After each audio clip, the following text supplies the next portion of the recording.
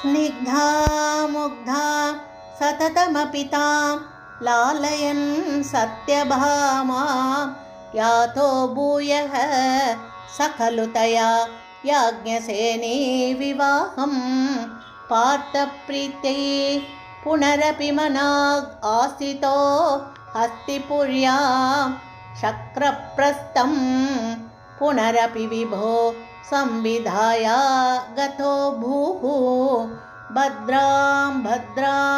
भवदवरजां कौरवेणात्यमानां त्वद्वाचा तामहृदकुहनामस्करी शक्रसूनुः तत्तक्रुद्धं बलमनुनयन्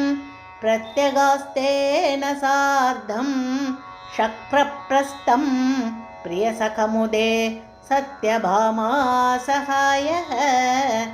तत्र क्रीडन्नपि च यमुनाकूलदृष्टां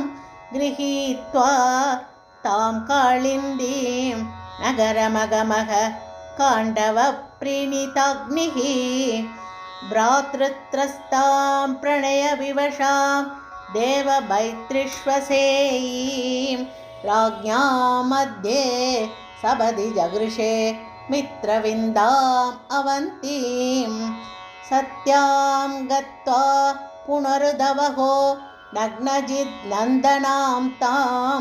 बद्ध्वा सप्ताभिश्च वृषवरान् सप्तमूर्तिर्निमेषात् भद्रां नाम प्रददुरतते देवसन्दर्तनात्याः तत्सोदर्या वरद भवदः सापि पैतृष्वसेयी पार्थात्यै प्रप्यकृतलवनं तोयमात्राविलक्ष्यं लक्ष्यं चित्वा सपरमवृताः लक्ष्मणां मद्रकन्याम् अष्टावेवं तव समभवन् वल्लभास्तत्र मध्ये शुश्रोतत्वं सुरपतिगिरा भौमतुश्चेष्टितानि स्मृतायातं पक्षिप्रवरमधिरूढस्त्वमगमो वहन्नङ्गे भामाम् उपवनमिवारादिभवनं विबिन्दन् दुर्गाणि द्रुडितपृतनाशोणितरसैः पुरं तावत् प्राग्ज्योतिषमकुरुता शोणितपुरम् मुरस्त्वां पञ्चास्यो जलधि वनमध्यादुदवदत् सचक्रे चक्रेण प्रदलितशिरामंक्षु भवता चतुर्दन्तैः दन्तावलबधिभिरिन्दानसमरं रथाङ्गेन छित्त्वा नरकमकरोस्तीर्णनरकं तुथो भूम्या राज्यं सबदि भगदत्तेस्य तनये गजं चैकं दत्त्वा प्रजगयितनागानि च पुरं खलेनाबद्धाना स्वगतमनसां षोडश पुनः सहस्राणि स्त्रीणाम् अपि च धनराशिं च विपुलं